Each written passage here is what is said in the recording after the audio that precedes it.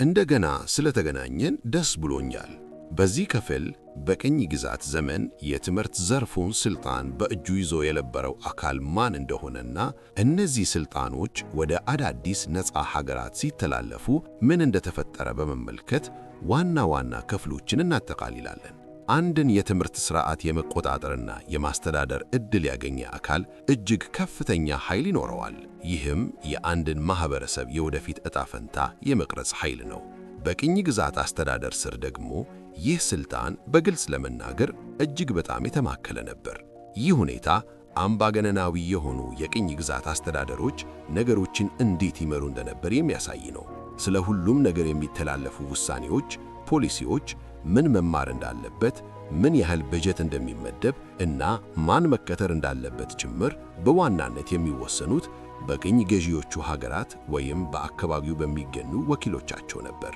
በእነዚህ ውሳኔዎች ላይ የቅኝ ተገዢው ሕዝብ ተሳትፎ ወይም ድምፅ ፈጽሞ አይሰማም ነበር። ከዚህ አስተዳደርና የቅኝ ግዛት ቁጥጥር ወደ አገር በቀልና ብሔራዊ አስተዳደር የተደረገው ሽግግር እጅግ የተወሳሰበና ቀውስ የሞላበት ጉዳይ ነበር። ይህ ሂደት ወደ ኋላ ጥሏቸው ያለፋቸው ተግዳሮቶች የድህረ ቅኝ ግዛት ፖስት ኮሎኒያል የትምህርት ሂደትን ለሚቀጥሉት አስርተ ዓመታት የወሰኑ ነበሩ። የቅኝ ግዛት የትምህርት ሥርዓቶች በዋናነት የሚታወቁት በጥብቅና ከላይ ወደ ታች በወረደ መዋቅፍ ነበር። ይህም ቁጥጥሩ ሙሉ በሙሉ በአውሮፓውያን እጅ መሆኑን የሚያረጋግጥ ነበር። እዚህ ላይ ሚሽነሪ ድርጅቶችም አንዳንድ ጊዜ ውስብስብ ቢሆንም እጅግ ከፍተኛ ሚና እንደነበራቸው ማስታወስ ተገቢ ነው። ከለንደን፣ ፓሪስ፣ ሊዝበን፣ ሮም እና ከመሳሰሉት በሚገኙ ሚኒስቴር መስሪያ ቤቶች የሚደረግ ቀጥተኛ ቁጥጥር ነበር። ትላልቅ የትምህርት ፖሊሲዎች ብዙ ጊዜ የሚመነጩት ከራሳቸው ከቅኝ ግዛቶቹ አልነበረም። እውነታው ግን ፖሊሲዎቹ የሚቀረጹት ወይም ከፍተኛ ተጽዕኖ የሚደረግባቸው በቅኝ ገዢዎቹ ሀገራት ውስጥ የሚገኙ የቅኝ ግዛት ጽሕፈት ቤቶች ወይም የትምህርት ሚኒስቴሮች ነበር። ለምሳሌ ለእንግሊዝ ቅኝ ግዛቶች የሚሆኑ ዋና ዋና መመሪያዎች በቀጥታ የሚመቱት በለንደን ከሚገኘው የቅኝ ግዛት ጽሕፈት ቤት ነበር። ምንም እንኳን የተወሰነ የአካባቢ ማሻሻያዎችን ቢፈቅዱም ስለ አጠቃላይ የትምህርት ፍልስፍናና ደረጃዎች የመጨረሻውን ውሳኔ የምትይዘው ለንደን ነበረች። ፈረንሳዮችም ተመሳሳይ ነበሩ። ብዙ ጊዜ የራሳቸውን የፈረንሳይ ሜትሮፖሊታን የትምህርት ሥርዓት እንዳለ ኮፒ አድርገው ወደ ቅኝ ግዛቶቻቸው ለማምጣት ይሞክሩ ነበር። ግን እነዚህ ሥርዓቶች በቅድሚያና በዋናነት የተቀረጹት የቅኝ ገዢውን ዓላማ ለማሳካት እንጂ በቅኝ ግዛቶች ውስጥ የሚኖሩትን ሰዎች ፍላጎት ወይም ልማት ለማሟላት አልነበረም። በእያንዳንዱ ቅኝ ግዛት ውስጥ ፖሊሲዎች፣ ሥርዓተ ትምህርቶችን እና ቁጥጥሮችን ለመምራት የትምህርት መመሪያ ወይም ዳይሬክቶሬት ያቋቁሙ ነበር። አመራሩም ሁልጊዜ በአውሮፓውያን ባለሥልጣናት እጅ ነበር። ይህ መምሪያ የቅኝ ገዢዎችን ፖሊሲ የሚያስፈጽም ሆኖ ያገለግል ነበር። ብዙውን ጊዜ በቂ ያልሆነ በጀትን እያስተዳደረ፣ ሥርዓተ ትምህርትን እያዘጋጀ ወይም እያሻሻለ፣ ፈተናዎችን እያወጣ፣ ትምህርት ቤቶችን እየመረመረና ሁሉንም መምህራን እየተቆጣጠረ ይሠራ ነበር። እነዚህ መምሪያዎች ለዚያ የተማከለ የቅኝ ግዛት ትምህርት ማሽን እንደ የአካባቢ አስፈጻሚ ሆነው ያገለግሉ ነበር። ለምሳሌ የእንግሊዝን የምዕራብ አፍሪካ ቅኝ ግዛትን ውሰድ። እዚያ የነበሩት የትምህርት መምሪያዎች ለሚሽነሪ ትምህርት ቤቶች የሚሰጠውን ድጋፍ ይቆጣጠሩ ነበር። ይህም ማለት የሥርዓተ ትምህርት ደረጃዎችንና የመምህራን ብቃትን የመወሰን ሥልጣን ነበራቸው። በፈረንሳይ ኢንዶቻይና ደግሞ ዳይሬክሽን ጄኔራል ደ l'instruction publique የተሰኘው አካል ትልቁ አለቃ ነበር። ይህ አካል ለምሁራኑ የሚሰጠውን የፈረንሳይኛ ቋንቋ ሥርዓትና ለሰፊው ሕዝብ የሚሰጠውን የአካባቢ ቋንቋ ሥርዓት በበላይነት ይቆጣጠር ነበር። ሁሉም ነገር እጅግ በተማከለ ሁኔታ ይመራ ነበር። የአካባቢው ማህበረሰብ ሚና አልነበረውም።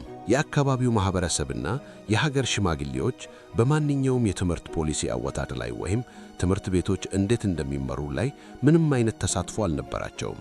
ትምህርት ቤቶች የት እንደሚገነቡ፣ ምን እንደሚማሩ፣ ምን ቋንቋ ጥቅም ላይ እንደሚውል ወይም ማን መምህር ሆኖ እንደሚቀጠር የሚወሰነው በቅኝ ግዛት ባለሥልጣናት ወይም በሚሽነሪ ቦርዶች ነበር።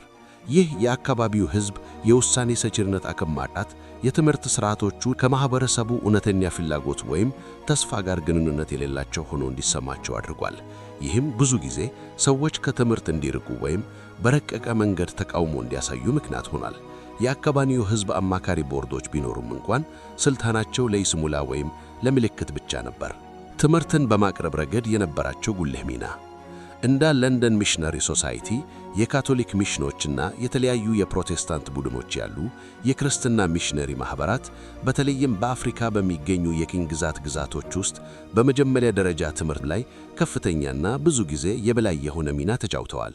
የቅኝ ግዛት መንግሥታት ብዙ ጊዜ በጀት እጥረት ስለነበራቸው ወይም ሰፊ የመንግሥት ትምህርት ለመግባት ፍላጎት ስለነበራቸው በእነዚህ የሚሽነሪ ጥረቶች ላይ ይደገፉ ነበር። ሚሽኖች በዕለት ተዕለት ሥራቸው ላይ የተወሰነ ነፃነት የነበራቸው ሲሆን ለአስተምህሮታቸውም የአካባቢ ቋንቋዎችን ይጠቀሙ ነበር። ያም ሆኖ ግን የትምህርት ሥራቸው የትልቁ የቅኝ ግዛት ሥርዓት አካል ነበር። የመንግሥት ቁጥጥርን መቀበል፣ በመንግሥት የሥርዓተ ትምህርቶችን መከተል፣ በተለይ በከፍተኛ ደረጃዎች ላይ ግዴታቸው ነበር። ብዙውን ጊዜ የገንዘብ ድጋፍ የሚያገኙትም የቅኝ ግዛት የትምህርት ደረጃዎችንና ግቦችን ለመጠበቅ በሚል ቅድመ ሁኔታ ነበር። ስለዚህ ምንም እንኳን ሥራቸው አንዳንድ ጊዜ ጠቃሚ የነበረ ቢሆንም በመጨረሻ ግን የምዕራባውያንን እሴቶች በማሰራጨትና ተማሪዎች ከራሳቸው መንፈሳዊ እምነት እንዲርቁ በማድረግ ለቅኝ ግዛት ፕሮጀክት አስተዋጽኦ አድርገዋል። የፖለቲካ ነፃነት በመጨረሻ ሲመጣ ሁሉንም የአስተዳደር መዋቅሮች የመቆጣጠር ከፍተኛ ፍላጎት አብሮ መጣ። ትምህርት ደግሞ የዚህ ዝርዝር አናት ላይ ነበር። ነገር ግን ይህ ሽግግር አልጋ ባልጋ አልነበረም። አዳዲስ ነፃ የወጡ ሀገራት ከቅኝ ግዛት ዘመን ጀምሮ ስር የሰደዱ ሥርዓቶችን ነው የወረሱት። ትምህርት ቤቶችን ከቅኝ ገዢዎችና ከሚሽነሪዎች መረከብን በተመለከተ አዳዲስ መንግሥታት ካደረጓቸው የመጀመሪያ ነገሮች አንዱ በትምህርት ላይ ብሔራዊ ቁጥጥር ማድረግ ነበር። ይህ ማለት ብዙውን ጊዜ በቅኝ ግዛት አስተዳደር ስር የነበሩ ትምህርት ቤቶችን ብሔራዊ ማድረግ ወይም ሁሉንም የሚሽነሪ ትምህርት ቤቶች ወደ አዲሱ የመንግሥት ሥርዓት ማጠቃለል ማለት ነበር። ለምን? ምክንያቱም ጉዳዩ የሉዓላዊነት ጉዳይ ስለነበር ነው። ትምህርት የአዲሱን ሀገር የልማት ግቦች እንደሚያገለግል መሆኑን ለማረጋገጥ እና ከሁሉም በላይ ደግሞ የትምህርት ዕድልን በፍጥነት ለሁሉም ለማዳረስ ነበር። በጁልየስ ኒሬሬ የምትመራው ታንዛኒያን አስቡ። እሳቸው ትምህርት ቤቶችን ብሔራዊ ለማድረግና ራስን ለመቻል የሚሰጥ ትምህርት ኤዱኬሽን ፎር ሰልፍ ሪላያንስ በሚል መርህ ላይ ያተኮረ አንድ ወጥ የሆነ የሶሻሊስት የትምህርት ሥርዓት ለመፍጠር የተቀናጀ ጥረት አድርገዋል። በብዙ የቀድሞ የእንግሊዝ ቅኝ ግዛቶች የትምህርት መምሪያዎች በቀላሉ ወደ አዲስ ብሔራዊ የትምህርት ሚኒስቴርነት ተቀይረዋል።